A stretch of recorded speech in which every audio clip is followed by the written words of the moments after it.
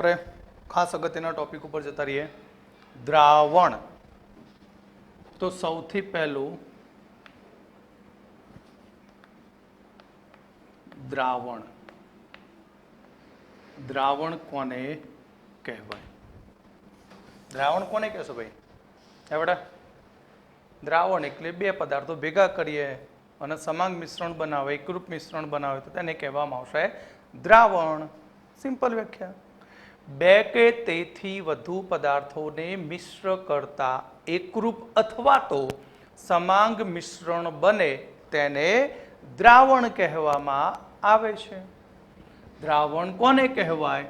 કે બે કે તેથી વધુ પદાર્થો મિશ્ર કરતા એકરૂપ અથવા સમાંગ મિશ્રણ બનાવે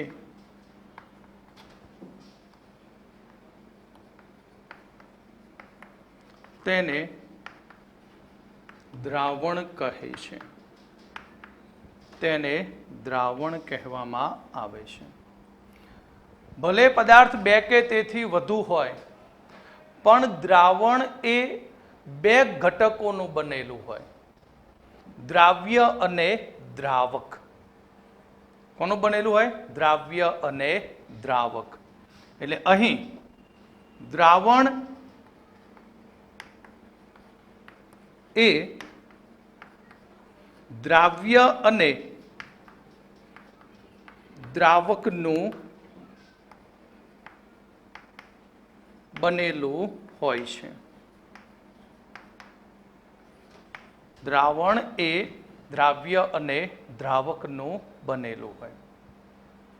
તો દ્રાવક કોને કહેવાય? તો એક્ઝામ્પલ તરીકે આપણે લીંબુનું પાણી બનાવીએ, લીંબુ શરબત બનાવીએ. તો લીંબુ શરબતની અંદર સૌથી વધુ પ્રમાણમાં તમે શું લેશો? લીંબુ લેશો. એટલે આ ખોટ દોધ છે ને, ખોટા આબલા જેવા થઈ જાય, આમ કોઈને ના લઈએ ખાવા લાયક. બરાબર? ખોડ વધારે નાખશો, કપ થઈ જાય. લે અરે ખાવાનો પીવાનું નહીં, આમ રબડી બનાવીને. બરાબર? સૌથી વધુ પ્રમાણમાં શું લઈશું? મીઠું. પછી ભલે પાછળ સવારે થઈ જાય. બરાબર? પાણી. યાર કેમ આમ કરો? એ સૌથી વધુ પ્રમાણમાં શું લઈએ? પાણી. તો દ્રાવણમાં જે ઘટકની માત્રા સૌથી વધુ હોય તેને દ્રાવક કહેવાય. અને દ્રાવણમાં દ્રાવક એકનો એક જ હોય. દ્રાવક ક્યારે બે હોઈ શકે નહીં. દ્રાવક કેટલો હોય?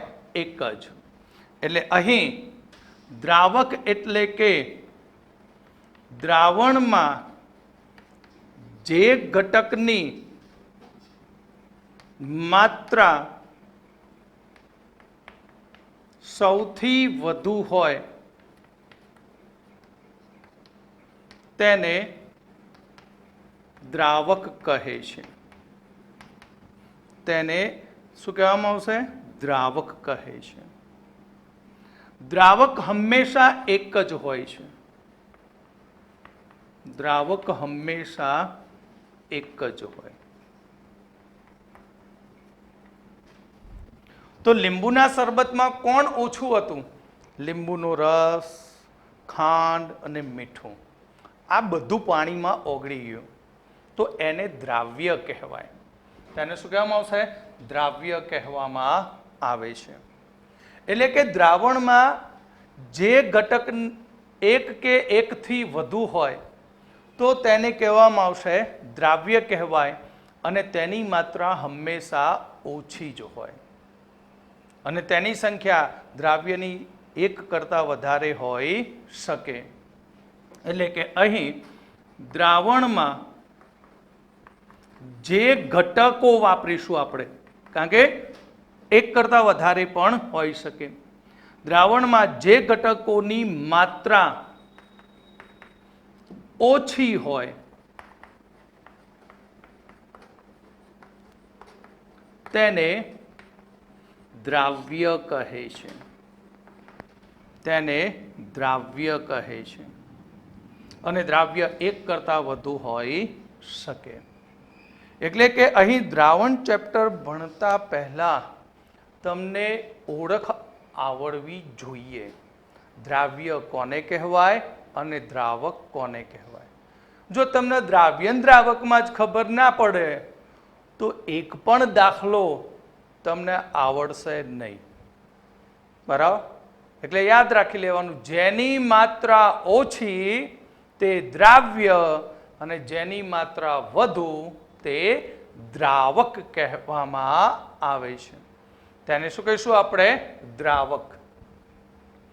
તો અહીં દ્રાવણની અંદર ઓગળતા જે દ્રાવ્ય પદાર્થો છે એ દ્રાવ્ય પદાર્થની માત્રા જુદી જુદી હોય છે અને તેની માત્રાને રજૂ કરવા માટે અહીં જુદી જુદી સાંદ્રતાના એકમોનો ઉપયોગ થતો હોય છે.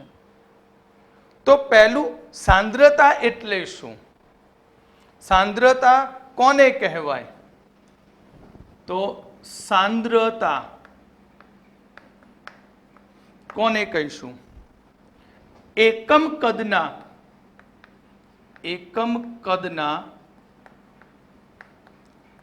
દ્રાવણમાં અથવા એકમ વજનના દ્રાવકમાં ઓગળેલા દ્રાવ્યના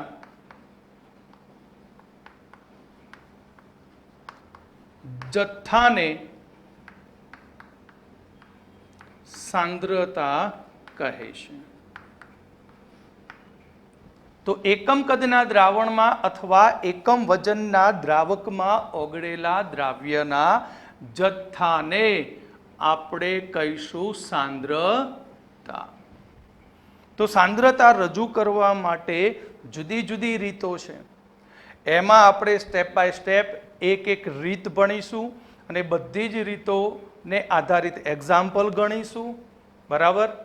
અને અહીં નીટ આધારિત જે પણ આની અંદર આવતું હશે એ પણ આપણે જોડે જોડે કમ્પ્લીટ કરીશું, જેથી 12th સાયન્સની અંદર દ્રાવણ ચેપ્ટર સ્ટાર્ટ થાય ત્યારે તમારે આ 11માનું ફરીથી રિવિઝન કરવું ના પડે. તમને આવડેલું જ હોય, ખાલી આમ જો એટલે પત્તું ફર આવડી ગયું, ભણી ગયા.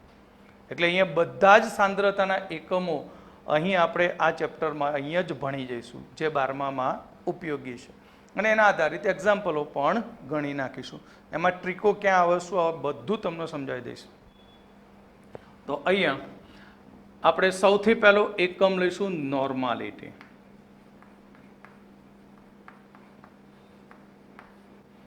નોર્માલિટી અથવા સપ્રમાણતા, જેને કેપિટલ N વડે દર્શાવાય છે. તો સપ્રમાણતાની વ્યાખ્યા શું? સપ્રમાણતાની વ્યાખ્યા 1 લીટર દ્રાવણમાં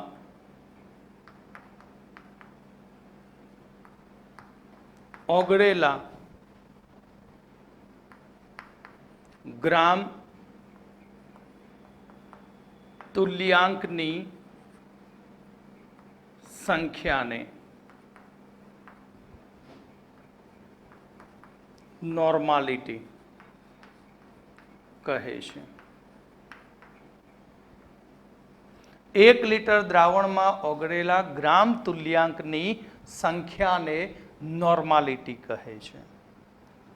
આ રીતે નથી ફાવતી વ્યાખ્યા, તો આ રીતે પણ લખી શકાય. ગ્રામ તુલ્યાંક એટલે શું હજી ખબર નથી, પણ આપણે એમ લખીએ કે 1 ગ્રામ તુલ્યભાર ધરાવતા પદાર્થને 1 લીટર દ્રાવણમાં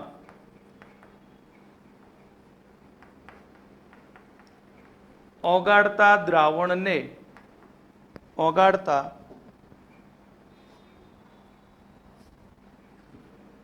બનતા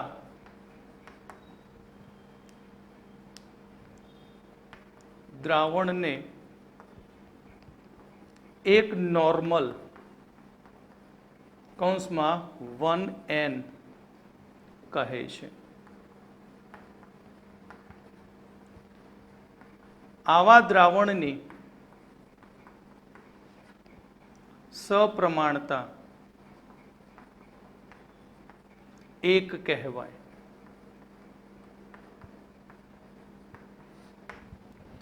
તો નોર્માલિટી એટલે કે 1 લીટર દ્રાવણમાં ઓગળેલા ગ્રામ તુલ્યાંકની સંખ્યાને નોર્માલિટી કહે છે.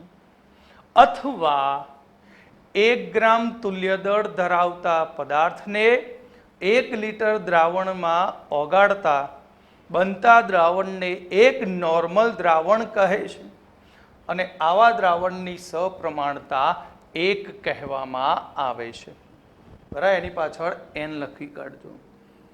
બરાબર, તો અહીંયા નોર્માલિટીનું સૂત્ર શું થાય?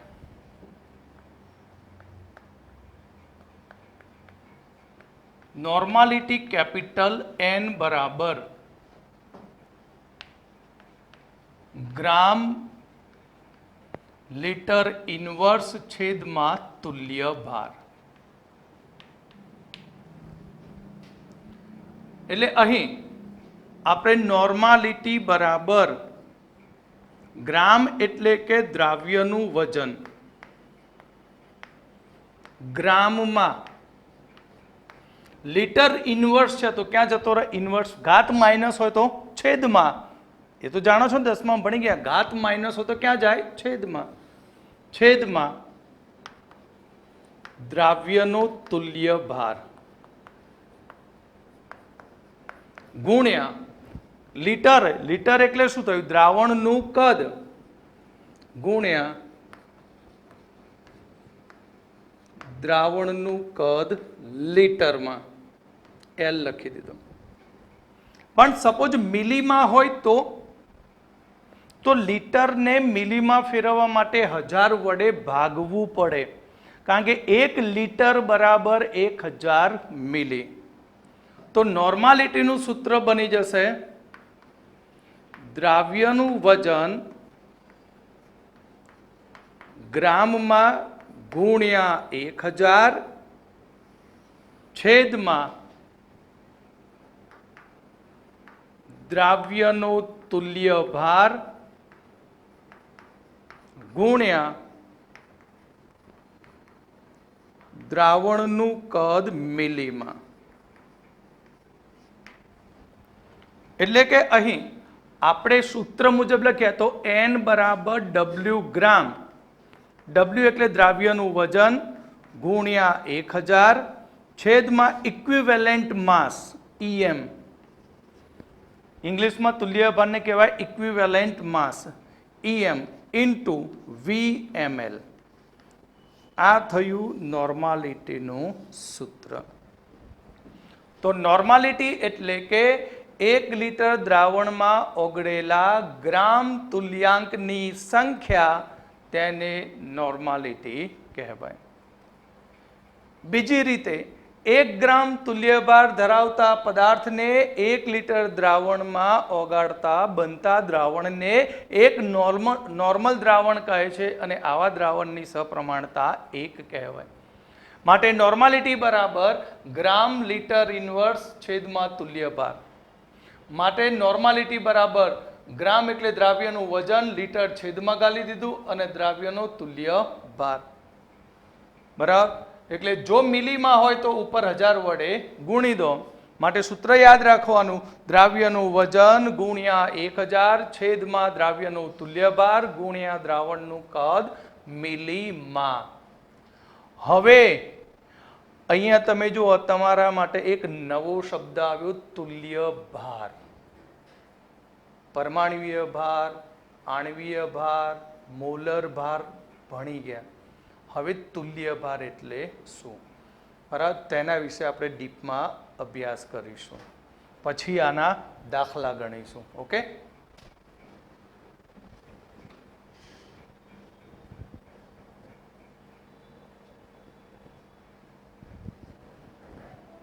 હવે તુલ્ય ભાર એટલે શું? મોસ્ટ આઈએમપી ટોપિક છે, ધ્યાન રાખજો. મોસ્ટ આઈએમપી બરાબર ફોર નીટ અને જી. તો અહીં તુલ્ય ભાર બરાબર મોલર દળ કેપિટલ એમ ભાગ્યા સંયોજનની એસિડિકતા, બેઝિકતા, સંયોજકતા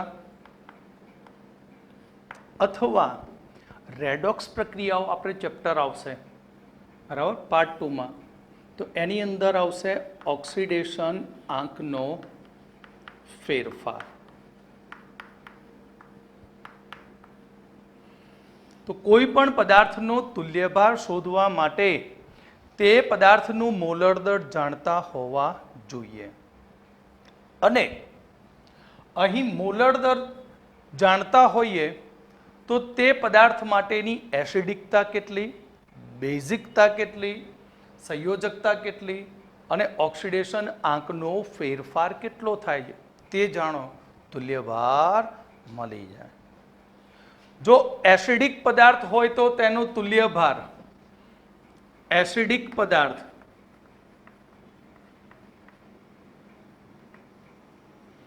તો એસિડનો તુલ્યભાર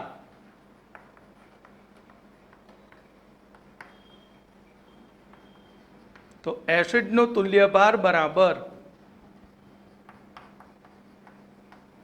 મોલર દળ એમ ભાગ્યા બેઝિકતા. બેઝનો તુલ્યભાર તો બેઝનો ઇક્વિવેલેન્ટ માસ બરાબર મોલર દળ કેપિટલ એમ છેદમાં એસિડિકતા.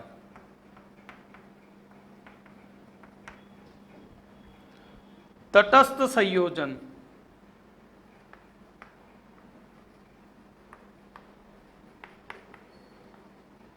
તો કોઈ પણ સંયોજનનો તુલ્યભાર બરાબર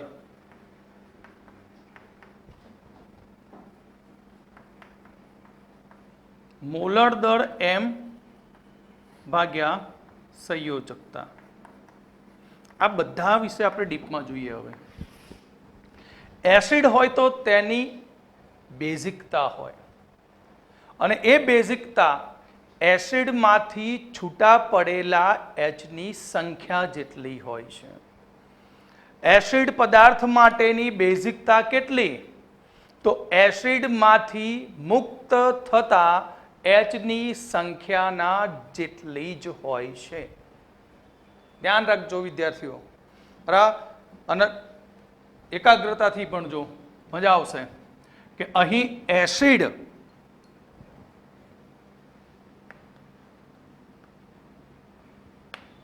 અને એસિડ એનું નામ અને એની બેઝિકતા.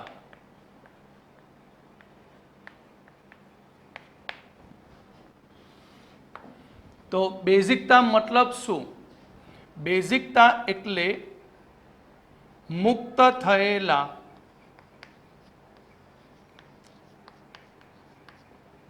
એસિડમાંથી મુક્ત થયેલા H+ ની સંખ્યા.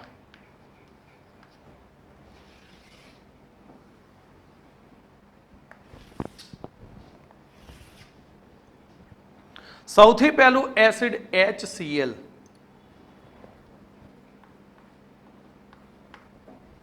Hydrochloric acid.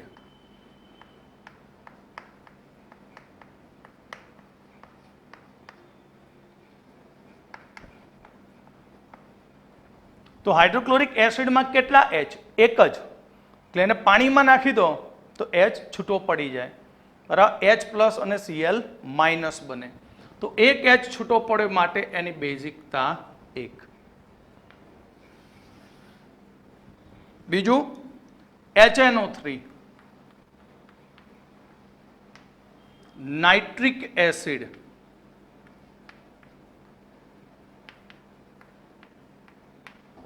તો આમાં પણ એક જ H, માટે આની બેઝિકતા 1 થશે. H2SO4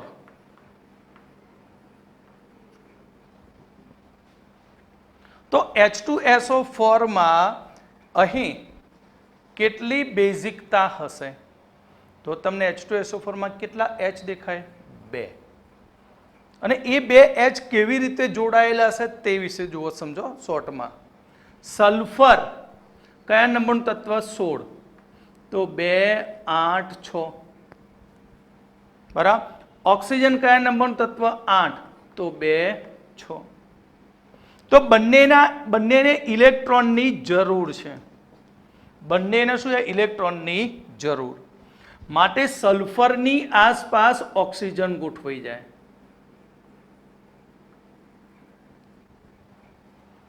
સલ્ફર કુલ કેટલા બંધ બનાવી શકે? તો 6. એટલે અહીંયા ઓક્સિજન સાથે ડબલ બોન્ડ, અહીંયા ડબલ બોન્ડ અને એક સિંગલ બંધ. આ બધું ડીપમાં આપણે ચેપ્ટર નંબર 4 રાસાયણિક બંધનમાં ખૂબ જ સરળ રીતે ઇલેક્ટ્રોનની સંખ્યા ગોઠવીને સમજાવીશ. અહીંયા ખાલી તમે સમજવા માટે લખ્યું. અને બાકીના જે ડબલ બોન્ડ જોડાય એની સાથે ના જોડાય H. H કોની સાથે જોડાય? સિંગલ બંધ સાથે. એટલે સલ્ફ્યુરિક એસિડમાંથી આપણને 2 HOH ઉપરથી મળશે આ રીતે. અહીંયાથી એક H છૂટો પડશે, અહીંયાથી એક H છૂટો પડશે. એટલે સલ્ફ્યુરિક એસિડ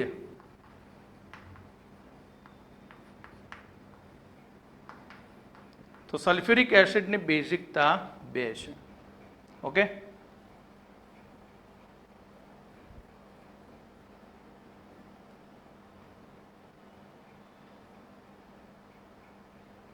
હવે આપણે બીજો એક આગળ એસિડ લઈએ. બરાબર. અહીંયા એસિડ, એનું નામ અને એની બેઝિકતા. એસિડની શું હોય? બેઝિકતા. તો અહીંયા આપણે લઈશું H3PO4. બરાબર. આને ઓર્થો ફોસ્ફોરિક એસિડ કહેવાય છે. તો પી એટલે શું? પીમાં 15. તો ભણી ગયા 2, 8, 5. 5 બંધ બનાવી શકે. તો અહીં પી સેન્ટરમાં તો કુલ ઓક્સિજન કેટલા? 4. તો આ 1, 2, 3. પણ પી કેટલા બંધ બનાવે છે? 5. તો કેટલા બન્યા? 1, 2, 3. તો એક ડબલ બોન્ડ. H કેટલા વધ્યા? 3. તો આ 1, 2 અને એક આ 3. એસિડ માટેના H એ OH પરથી છૂટા પડે. O સાથે જોડાયેલો H નીકળી જાય તો જ એ એસિડમાં ગણાય. H+ એરોએ, બાકીના ગણાય નહીં. તો અહીંયાથી ગયો એક H, બીજો H અને એક આ ત્રીજો H. માટે આની બેઝિકતા 3. પછી બીજો એસિડ H3PO3 ઓર્થોફોસ્ફરસ એસિડ. તો આમાં પણ પી, તો આ પી 1, 2 અને એક ઓક્સિજન ડબલ બોન્ડથી. પી સાથે એક ઓક્સિજન ડબલ બોન્ડથી કમ્પલસરી જોડાય અને જોડાય. આંખો બંધ કરીને મૂકી જ દેવાનો. પી સાથે ઓક્સિજન કયા બંધથી જોડાય? એક ડબલ બોન્ડથી. તો આપણા જોડેના 3 તો વપરાઈ ગયા, પણ પી કેટલા બંધ બનાવે? 5. 1, 2, 3, 4. તો 5મો બંધ H વડે બનાવે. તો અહીંયા OH કેટલા છૂટા પડે? તો અહીંયા OH આપણને કેટલા મળ્યા? તો OH 2 મળ્યા. તો અહીંયાથી 2 H મળશે. માટે આની બેઝિકતા 2. ક્લિયર? ત્યાર પછી ત્રીજું H3PO2 ફોસ્ફોનિક એસિડ અથવા તેને હાઇપો ફોસ્ફરસ એસિડ કહેવાય. તો આગળ શીખવાડ્યું એ જ પ્રમાણે સૌથી પહેલો પી ઉપર એક ઓક્સિજન ડબલ બોન્ડ, આ બીજો ઓ, પતી ગયું. ઓ ફિનિશ થઈ ગયા. કેટલા બંધ બને? 1 2 3. તો ચોથો એચ, પાંચમા બંધમાં પણ એચ. OH કેટલા બન્યા? એક જ. માટે અહીંયાથી આપણને એક જ એચ મળશે. માટે આની બેઝિકતા કેટલી થશે? 1. ક્લિયર? તો આપણે એસિડની બેઝિકતા શોધતા શીખ્યા. હવે બેઝની એસિડિકતા લેવાની. બીજો કોલમ આવશે હવે, બેઝની એસિડિકતા.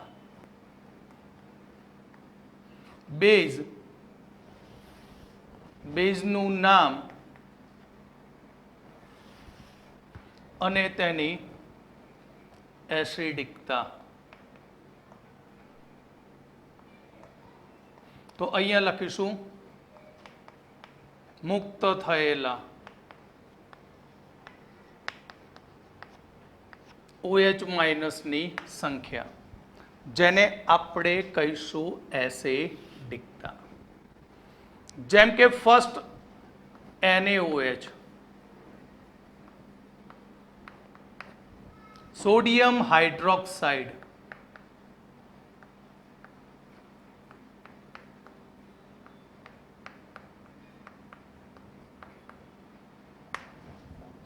તો સોડિયમ હાઇડ્રોક્સાઇડ, તો અહીંયા તેની એસિડિકતા એક જ. કેમ? કારણ કે એક જ OH છૂટો પડે. KOH, પોટેશિયમ હાઇડ્રોક્સાઇડ,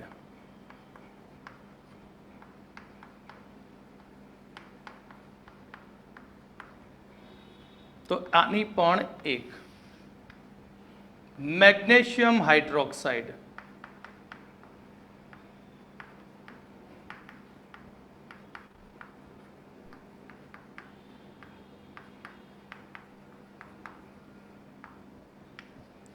આની બે, કારણ કે બે OH. Calcium hydroxide,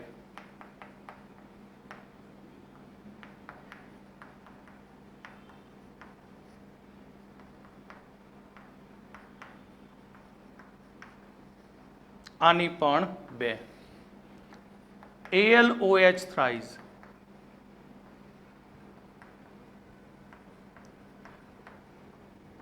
aluminium hydroxide 3. Clear? આવડશે? તો બેઝની એસિડિકતા જે OH ની સંખ્યા પરથી નક્કી થાય. ક્લિયર?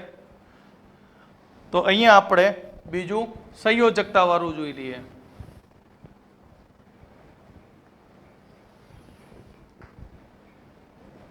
તો સંયોજન, અને એની આપણે ડાયરેક્ટ અહીંયા સંયોજકતા લખીશું.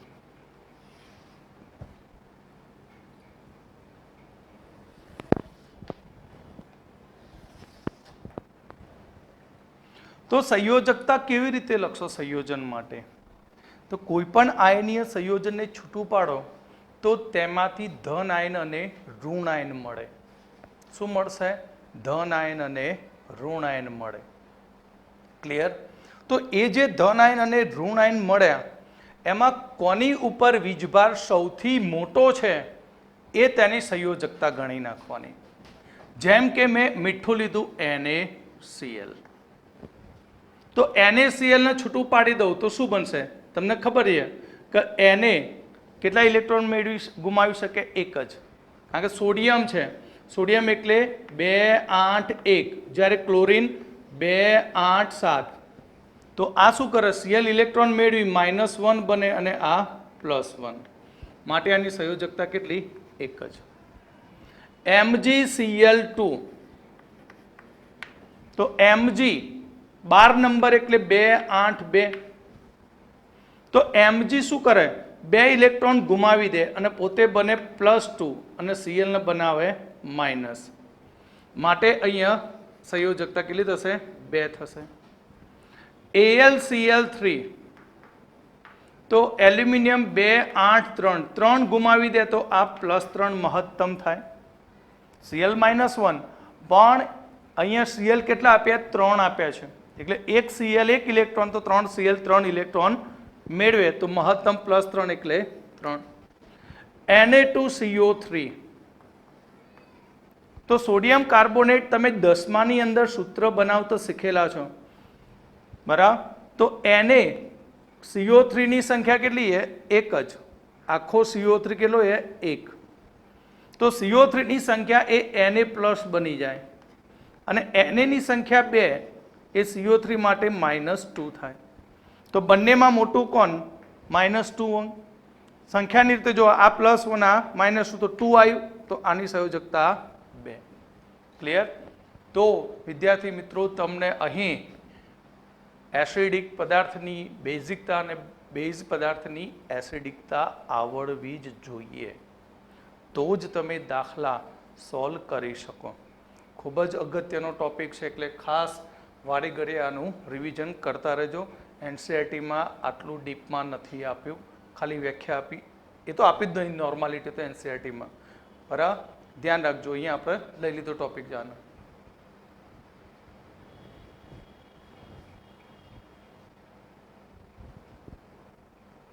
ચલો આપણે નોર્માલિટીની અંદર એસિડ પદાર્થની બેઝિકતા, બેઝ પદાર્થની એસિડિકતા અને સાદા સંયોજનની સંયોજકતા શોધતા તમને શીખવાડી દીધી. હવે આપણે નોર્માલિટીના એક્ઝામ્પલ ગણીશું. નોર્માલિટીનું શું ગણીશું? એક્ઝામ્પલ.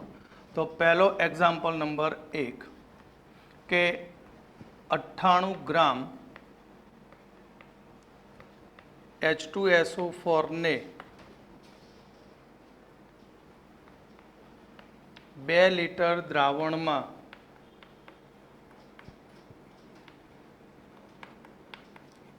ઓગાળતા દ્રાવણની નોર્માલિટી કેટલી થશે? તો નોર્માલિટીની અંદર આપણે જોઈએ છે તુલ્ય ભાર. શું જોઈએ? તુલ્ય ભાર. તુલ્ય ભાર એટલે યાદ કરો, મોલર દળ ભાગ્યા એસિડિકતા, બેઝિકતા કે સંયોજકતા. માટે અહીં સૌથી પહેલા 98 ગ્રામ H2SO4 એને કહેવાય દ્રાવ્ય કહેવાય. માટે દ્રાવ્ય H2SO4 નું મોલર દળ જે તમને આગળ શીખવાડી દીધું એ હાઇડ્રોજનનું 2, સલ્ફર 32, ઓક્સિજન 16. પણ કેટલી વખત છે? 4 વખત. 16 ચોક 64. માટે સરવાળો કરીએ તો 98 ગ્રામ પ્રતિ મોલ, આ એનું મોલર દર. હાલ જ આપણે H2SO4 ની બેઝિકતા ગણી, તો H2SO4 ની બેઝિકતા કેટલી મળી આપણને? 2. કારણ કે સલ્ફ્યુરિક એસિડમાંથી 2 H મુક્ત થાય. માટે H2SO4 નો તુલ્ય ભાર, જેને કહેવાય ઇક્વિવેલન્ટ માસ EM. EM બરાબર કેટલું? તો મોલર દળ ભાગ્યા એસિડ હોય તો એની શું હોય? બેઝિકતા. તો મોલર દર 98 ભાગ્યા 2, માટે આપણને 49 ગ્રામ પ્રતિ તુલ્યાંક મળશે. ગ્રામ પ્રતિ શું મળ્યો? તુલ્યાંક. તો અહીં આપણને દ્રાવ્યનું વજન આપ્યું છે 98 ગ્રામ, બરાબર? આને શું કહેવામાં આવશે? દ્રાવ્યનું વજન. 2 લિટર એ દ્રાવણનું શું કહેવાય? કદ કહેવાય. માટે નોર્માલિટીનું સૂત્ર તમે જાણો છો, N બરાબર દ્રાવ્યનું વજન ગુણ્યા દ્રાવ્યનું વજન ગ્રામમાં છેદમાં અહીંયા કદ શેમાં છે? લીટરમાં. માટે અહીંયા દ્રાવ્યનો તુલ્ય ભાર એ પણ ગ્રામમાં ગુણ્યા દ્રાવણનું કદ મિલીમાં. દ્રાવણનું કદ લીટરમાં. તો અહીં વજન કેટલું છે 98 ગ્રામ છેદમાં તુલ્ય ભાર 49 ગુણ્યા દ્રાવણનું કદ કેટલું 2 લીટર. કેટલા લીટર છે 2 લીટર. માટે ઉડાડીએ તો આ 98 એટલે 2 2 2 ગયા તો 1 નોર્મલ. અને કેપિટલ એન એની પાછળ લખવો જ પડે જે સાંદ્રતાનો એકમ સૂચવે છે. તો આટલા નોર્મલ સલ્ફ્યુરિક એસિડનું દ્રાવણ બને. ક્લિયર? આવડશે? હવે જો હું આ જ દાખલાને એક રિવર્સ કરી દઉં, ધ્યાન રાખજો રકમમાં, કે એક્ઝામ્પલ તરીકે આ રીતે કહે તમને કે 2 નોર્મલ H2SO4 નું 500 ગ્રામ દ્રાવણ બનાવવા માટે કેટલા ગ્રામ H2SO4 ની જરૂર પડશે.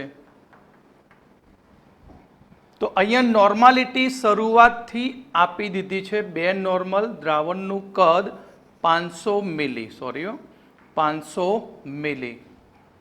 તો દ્રાવણ બનાવવા માટે કેટલા ગ્રામ H2SO4 ની જરૂર પડશે? એટલે દ્રાવણનું કદ આપી દીધું 500 મિલી, નોર્માલિટી આપી દીધી આપણને કેટલી 2 નોર્મલ, અને H2SO4 નો તુલ્યભાર અહીં આપણે શોધી કાઢ્યો 49. તો અહીં H2SO4 નો તુલ્યભાર આપણે ફરીથી નથી શોધતા, આગળથી ઉપયોગ કરી લઈએ, 49 ગ્રામ પ્રતિ મોલ. તો હવે આપણે ગણી શકીએ દાખલો સહેલાઈથી. કેમ? નોર્માલિટીનું સૂત્ર એ કે N બરાબર દ્રાવ્યનું વજન છેદમાં દ્રાવ્યનો તુલ્ય ભાર ગુણ્યા દ્રાવણનું કદ મિલી. કારણ કે મિલી છે, જો મિલીમાં હોય તો ઉપર 1000 વડે ગુણી નાખો. કારણ કે લીટરને 1000માં કન્વર્ટ, લીટરને મિલીમાં કન્વર્ટ કરવા માટે લીટરને 1000 વડે ભાગી દો, તો ત્રીજો છેદ ક્યાં જાય? ઉપર. માટે દ્રાવ્યનું વજન કેટલું છે આપણે શોધવાનું, કે W શોધવું છે. નોર્માલિટી 2 ગુણ્યા 1000 છેદમાં 49 ગુણ્યા દ્રાવણનું કદ 500 મિલી.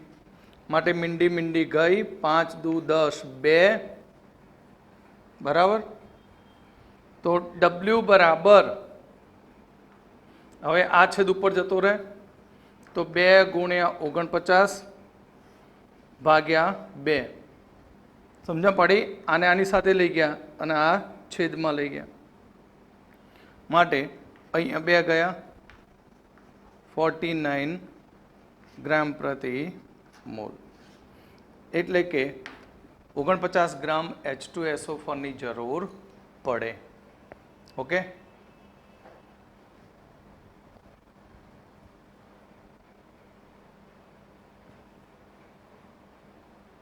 તો જો આપણે ગુજરાત બોર્ડની અંદર ઓક્ટોબરમાં 2011ની અંદર પૂછાયેલો એક નોર્માલિટીનો દાખલો જોઈએ છે કે બીકરમાં રહેલા 1 લીટર 1/5 નોર્મલ HClના જલીય દ્રાવણને ઉકાળતા પરિણામી દ્રાવણનું કદ 250 મિલી મળે છે.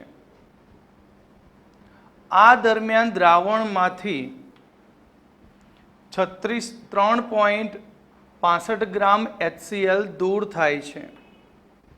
તો પરિણામી દ્રાવણની સાંદ્રતા કેટલી થશે?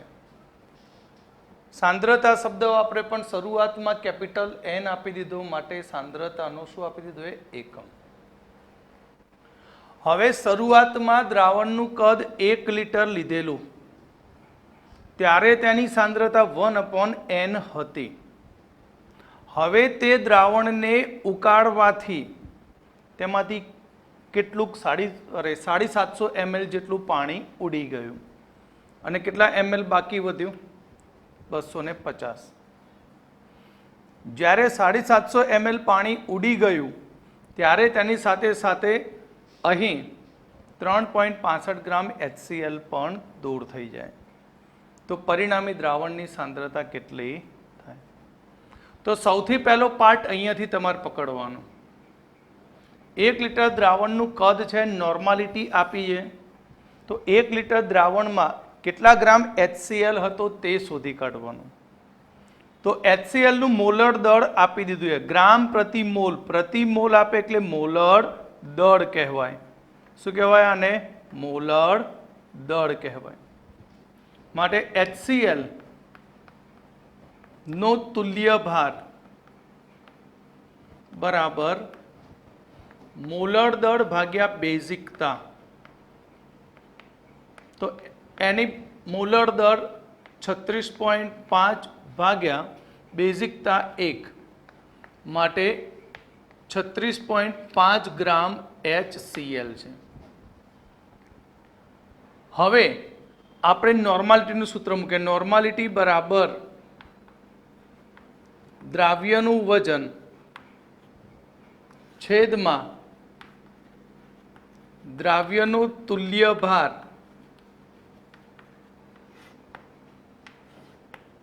ગુણ્યા દ્રાવણનું કદ લીટરમાં. કારણ કે 1 લિટર કદ આપ્યું છે તો 1 લિટરમાં રહેલા HCl નું આપણે વજન શોધી નાખીએ. કારણ કે નોર્માલિટી 1/5 છે તો 1/5 બરાબર દ્રાવ્ય HCl નું વજન શોધવાનું છે છેદમાં તુલ્ય ભાર 36.5 ગુણ્યા દ્રાવણનું કદ 1 લિટર. બરાબર. અહીંયા આપણે જોઈએ તો 0.2 લખી શકાય 1/5 એટલે 0.2 ગુણ્યા 36.5 બરાબર દ્રાવ્યનું વજન. બરાબર. તો અહીંયા દ્રાવ્યનું વજન બરાબર 365 ના ડબલ કરી દો તો શું થશે? 0 5 દુ 10 બરાબર 6 દુ 12 12 ને 1 13 અને અહીંયા 1 વધશે તો 3 દુ 6 ને 1 7. કેટલા મીંડા કાપવાના થશે? તો 2 પોઈન્ટ કાપવા પડશે તો આપણને મળ્યું 7.30 ગ્રામ. આ થયું HCl નું વજન કેટલામાં? 1 લિટરમાં. પણ હવે દ્રાવણને ઉકાળીએ છીએ. ઉકાળવાથી તેમાંથી 3.65 ગ્રામ HCl વેપરાઇઝ થઈ ગયો, ઉડી ગયો. તો અહીં બાકી વધેલા HCl નું વજન સમજણ પડી? આ તો 1 લિટરમાં રહેલા HCl નું વજન હતું. ગરમ કરવાથી ઉડી ગયું કેટલું? 3.65. તો એને ટોટલ વજનમાંથી બાદ કરી દઈએ તો 3.65 માટે 3.65 ગ્રામ બાકી વધે. કેટલા કદમાં? 250 મિલી કદમાં. બાદ બાકી જોઈએ તો 10 10 માંથી 5 અહીંયા 2 એટલે 12 થાય 12 એટલે 6 અને અહીંયા 6 માંથી ઓકે ક્લિયર. હવે આપણે નવેસરથી 250 ml માં શું શોધવાની? નોર્માલિટી. માટે નોર્માલિટી કેપિટલ N બરાબર દ્રાવ્યનું વજન W ગુણ્યા 1000 છેદમાં ઇક્વિવેલેન્ટ માસ ગુણ્યા દ્રાવણનું કદ V મિલીમાં લઈ લીધું કારણ કે 250 મિલી છે. W કેટલું છે? 3.65 ગુણ્યા 100 છેદમાં તુલ્યભાર કેટલો? તો 36.5 ગુણ્યા 250. સાદુરૂપ આપો તો 1 મીંડું કોઈ 1 મીંડું આ સીધો 4 25 ચોક 100 બરાબર. અહીંયા કેટલો આવશે? 0.1 થઈ જાય તો કાંઈ ને 365 ભાગ્યા 100 ગુણ્યા ઉપર 10 365 ઉડી ગયું. આ તો રહ્યું શું? 0.1. તો 0.1 into 4 0.1 into 4 0.4 normal HCl. Clear? તો ફરીથી આપણને 1 લીટર દ્રાવણ આપ્યું હતું, એની નોર્માલિટી 1/5 હતી. તો પહેલાં 1/5 પરથી 1 લીટરમાં રહેલા HCl નું વજન શોધી નાખ્યું. તેને બોઇલ કરવાથી 3.65 ગ્રામ HCl ઉડી જાય છે. તો બાકી વધ્યો કેટલો? તો 7.30 માંથી બાદ કરતા 3.65 અને નવેસરથી 250 ml માં એની આપણે નોર્માલિટી શોધી. તો આ રીતે બોર્ડની એક્ઝામમાં દાખલા પૂછાતા હોય છે.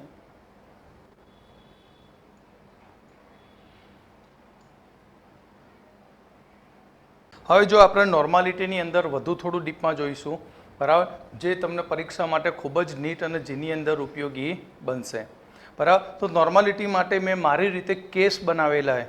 કેસ મતલબ કેવી રીતે કે ધારો કે મેં કેસ 1 લખ્યો આ રીતે. તો કેસ 1 ની અંદર મેં એવું કહ્યું કે એક જ પ્રકારનું દ્રાવણ લીધું છે, એક જ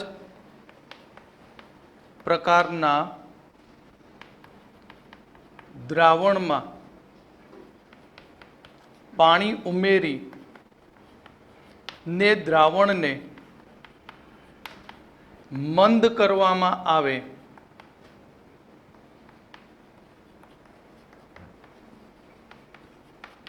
તો દ્રાવણની નોર્માલિટી કેટલી થાય? એટલે એક જ પ્રકારનું દ્રાવણ લીધું છે. ધારો કે મેં 1 લીટર HCl નું દ્રાવણ લીધું છે જેની નોર્માલિટી 1 છે. હવે જો એ દ્રાવણનું કદ વધારીને હું 2 લીટર કરી દઉં તો તેની સાંદ્રતામાં શું થશે? તો નોર્માલિટીનું સૂત્ર તમે ધ્યાનથી વિચારો. શું હતું? નોર્માલિટી બરાબર દ્રાવ્યનું વજન છેદમાં તુલ્યભાર ગુણ્યા દ્રાવણનું કદ. એટલે કે નોર્માલિટી અને કદ વચ્ચે સંબંધ કયો છે? વ્યસ્ત સંબંધ છે. એટલે જો હું કદમાં વધારો કરી દઉં તો નોર્માલિટી શું થઈ જાય? ઘટી જાય. નોર્માલિટીમાં શું થાય? ઘટાડો થાય. અને એક જ પ્રકારનું દ્રાવણ છે એટલે શરૂઆતમાં લીધેલા દ્રાવણની નોર્માલિટી ધારો કે N1 અને કદ V1 છે. તો અંતિમ સ્થિતિમાં પાણી ઉમેરવાથી તેની નોર્માલિટી બદલાઈ ગઈ અને તેનું કદ V2 થતાં નોર્માલિટી કેવી થઈ? N2 બની. તો તમારે શોધવાનું રહેશે N2. કેવી રીતે શોધવાનું? તો તેનું આપણે એક્ઝામ્પલ જોઈએ. એક્ઝામ્પલની અંદર આપણે લખીએ કે 0.1 નોર્મલ HCl ના 100 મિલી દ્રાવણમાં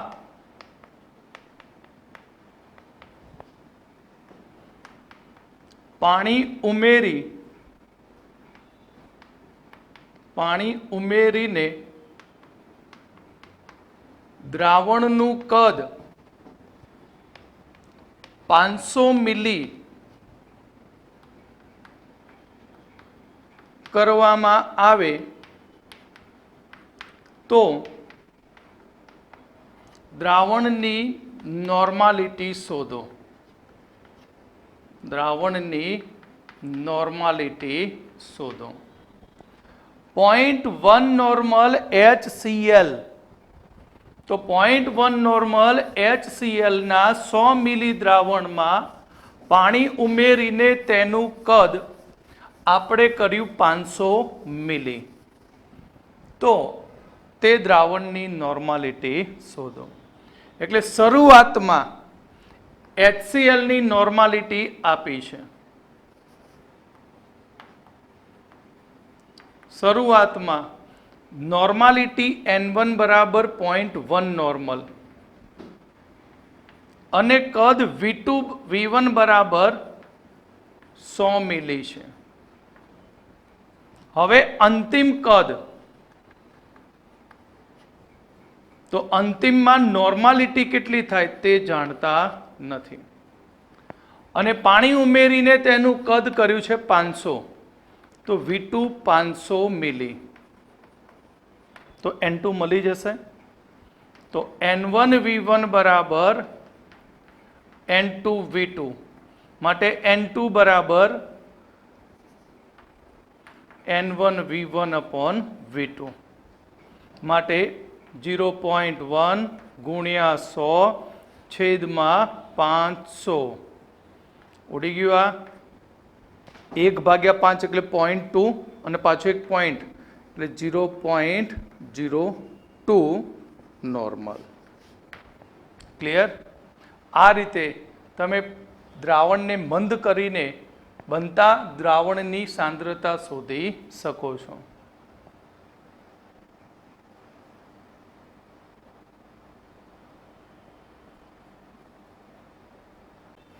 હવે આપણે એક જ પ્રકારના દ્રાવ્ય ધરાવતા જુદા જુદા દ્રાવણોનું મિશ્રણ કરીએ. કે પહેલું દ્રાવણ એક છે જેની સાંદ્રતા N1 અને કદ V1 છે. બીજું દ્રાવણ 2 જેની સાંદ્રતા N2 અને કદ V2 છે. ત્રીજું દ્રાવણ કે જેની સાંદ્રતા N3 અને કદ V3 છે. તો આ 3 દ્રાવણોને શું કરી દઉં? મિશ્ર કરી દઉં. તો એ મિશ્ર દ્રાવણની આપણે શોધતા શીખવાની નોર્માલિટી. બરાબર? આ બધું નીટ માટે ખાસ અગત્યનું છે બેટાઓ. બરાબર? શું કર્યું? એક જ પ્રકારના દ્રાવ્ય ધરાવતા જુદા જુદા દ્રાવણોનું મિશ્રણ કરવામાં આવે ત્યારે દ્રાવણની નોર્માલિટી કેટલી થાય? તો કેસ નંબર 2.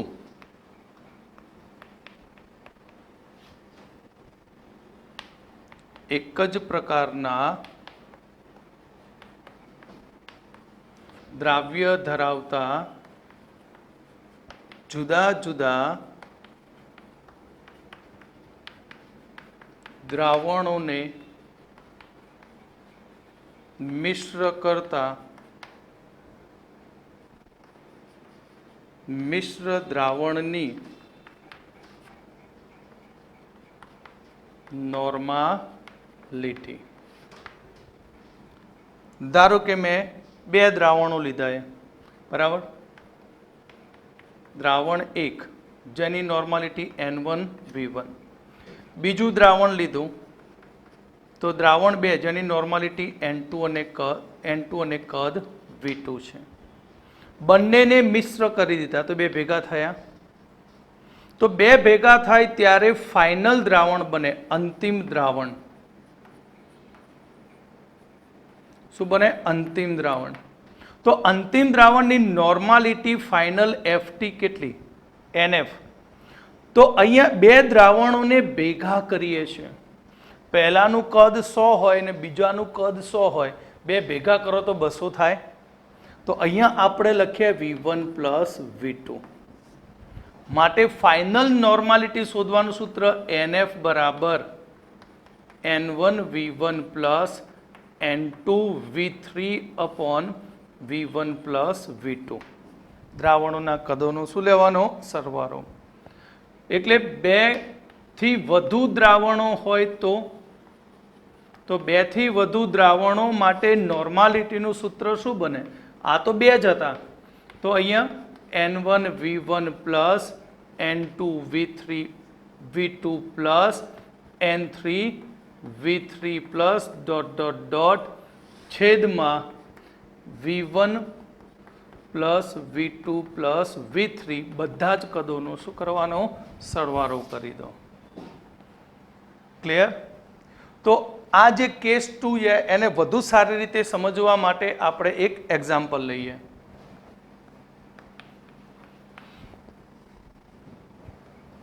.1 નોર્મલ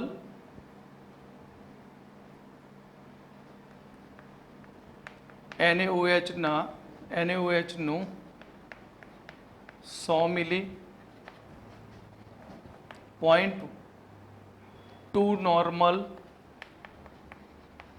NaOH નું 200 મિલી દ્રાવણ મિશ્ર કરતા મિશ્ર દ્રાવણની નોર્માલિટી શોધો. તો NaOH નું દ્રાવણ કેટલી વખત આપ્યું છે આપણને? 2 વખત. બરાબર. તો આ પહેલું N1 અને આ V1 થયું, આ થયું N2 અને V2. માટે આપણું V ફાઇનલ કેટલું? તો V final V1 plus V2. તો V final V1 plus V2 એટલે 100 પ્લસ 200, માટે ફાઇનલ થયું 300 મિલી. કેટલા મિલી? 300 મિલી. તો ફાઇનલ આપણે શોધી શકીએ NF. તો ફાઇનલ નોર્માલિટી બરાબર N1 V1 plus N2 V2 upon V1 plus V2. N1 કેટલો છે? 0.1 ગુણ્યા 100 પ્લસ 0.2 ગુણ્યા 200 છેદમાં 300. તો અહીંયાથી કેટલા વધશે? 10. અહીંયા કેટલા વધશે? તો એક મીંડું કાઢી નાખીએ તો 20 ગુણ્યા 2